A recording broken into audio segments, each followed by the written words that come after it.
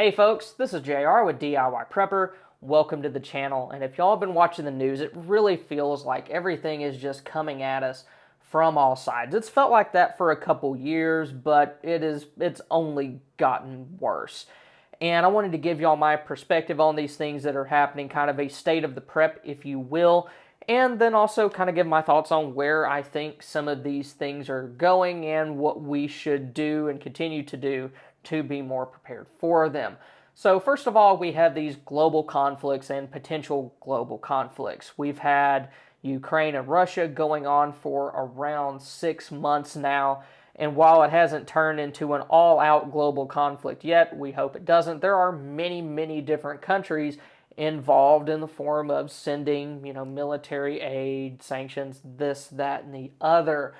But I think probably one of the biggest issues with that conflict long term has to do with human psychology. And that is, if you see one person getting away with something that they probably shouldn't have done, then the likelihood of somebody else trying that same exact thing goes up exponentially. Because if people know somebody got away with something, why can't they try it? I mean, if you're at an intersection and you see one person jaywalk and there's 20 other people that weren't moving there before, chances are those 20 people are going to follow that one because they didn't get a ticket. But that leads me to this potential China and Taiwan situation. The exercises that China has been doing the past couple of days are demonstrating their ability to blockade and possibly invade. They are using their naval forces, their ground forces, they're using their missiles, their air force. So that is showing that we could completely isolate this island if we wanted to. And also, we have the infrastructure in place and the ability to invade if we deem it necessary. And I wake up this morning and I find out that they have launched, last time I read, it was 11 DF-15 missiles. And why DF-15 missiles are important is they are short-range ballistic missiles that are capable of carrying both conventional and nuclear payloads. So not only are they sending a message to Taiwan, they're also sending a message to the rest of the world that our missiles work.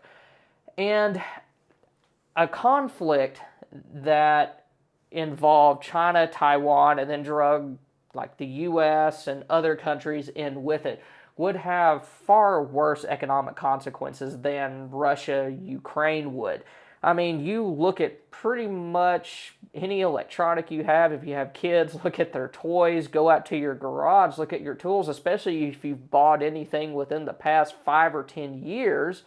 Flip it over and it's going to say either made in China or made in Taiwan on it. So even if there's a blockade of that island, then that's going to drastically reduce the amount of imports, at least that we have coming into the U.S. And if there is a full-scale war, I can't even imagine what that would look like from a trade perspective, considering how much or how many consumer goods come from China. Now, a lot of people, you don't like that, but I mean, at the end of the day, it is an important consideration. And another thing that people got to think about with China is that they spend more on defense than Russia does, probably between 3.5 and 4 times more on defense. So don't look at the Russia-Ukraine situation and kind of see, I guess, Russia's shortcomings during that conflict and then just automatically assume that the Chinese military would fare the same way in a conflict, because there are significant differences between those countries, their military capabilities, how much they spend, and probably also their organizational command structure, I would think. Then, moving on, we have economic uncertainty. Our GDP has shrank for the second straight quarter, which does meet some common definitions for a recession. And also, another thing that kind of points towards a recession happening is that big tech companies, things like Amazon, Google, they are either slowing hiring or they are allowing attrition to reduce the amount of employees that they have. Amazon's done this, And then also Google, they have sent a warning to their employees basically saying, if you're unproductive, don't be surprised if you get fired. Of course, I'm paraphrasing it. But the reason why that is concerning is looking at what the big guys are doing is a good litmus test to see what everybody else may have to do later on, because those bigger companies, they're in a bit better position to see stuff coming their way and prepare for it. So if they are taking those sort of actions, it's kind of an indication of what could be coming down the pipeline. Then also, there's the ongoing stuff with inflation.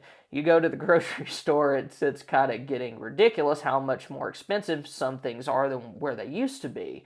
But to deal with that inflation, another 50 basis point rate hike is likely in September, and that is coming from a Fed official. And that's pretty concerning because a couple of months ago, when we had our first 50 basis point rate hike, it was considered historic. Nothing like that had happened in decades, and lo and behold, we're doing another one just like it a couple months later. That doesn't indicate that things are heading in a good, healthy way. So don't look at like the falling gas prices. Gas prices are probably, I don't know, maybe $1 or so cheaper than what they were earlier this summer. But don't take that as a sign that things are necessarily getting better, because there's a lot more stuff at play with those falling gas prices than things getting better.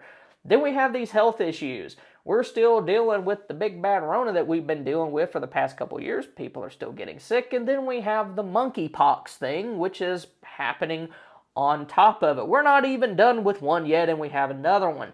And the thing with monkeypox is yes, it is affecting mainly one segment of the population as of right now.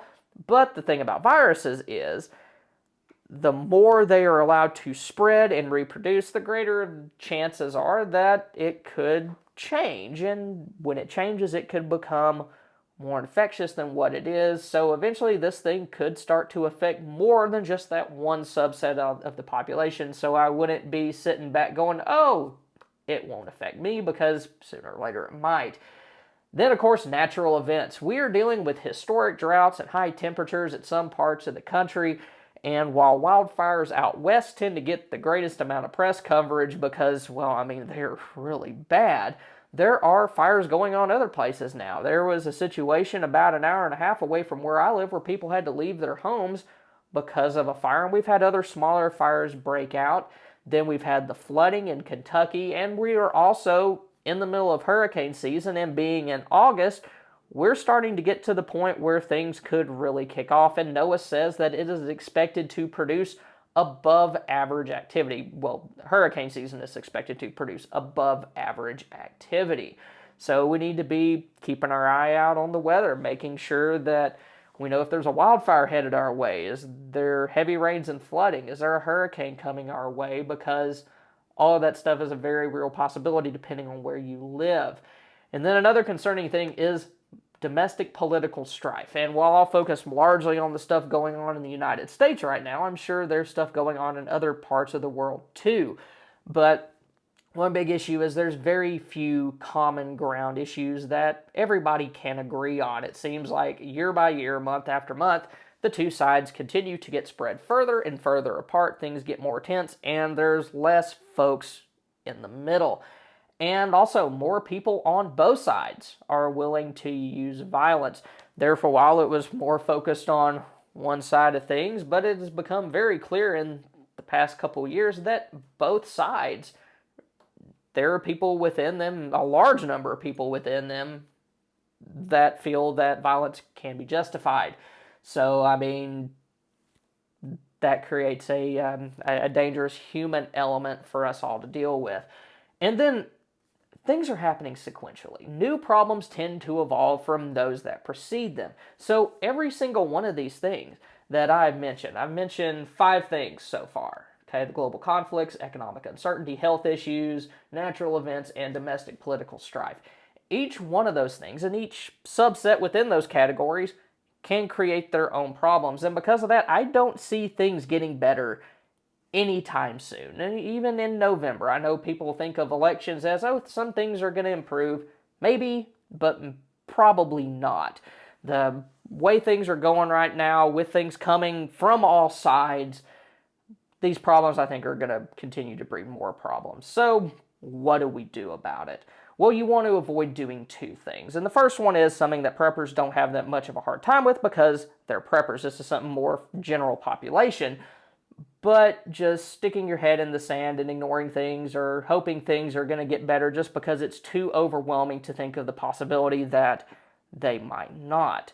But on the other side of things, you don't want to get so panicked and so convinced that the end is here today that you stop preparing, you stop doing those good prepper things that you know to do, like storing food, water, building up maybe some additional gear once you have your food and your water taken care of, your defensive needs, all those things. And if you are a new prepper, don't quit.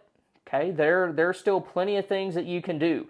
One 20-pound bag of rice in your pantry is better than no 20-pound bags of rice in your pantry. Now, given if you can have buckets stacked to the ceiling with dry goods and you got your freeze-dried stuff, you got canned goods everywhere, great. But if you can't do that, then still do what you can because, I mean, you never know what's going to happen, good or bad. So, hope this was helpful for y'all. This kind of feels a little bit different for me than some other videos that I normally do. But thank y'all for stopping by. Y'all have a good one.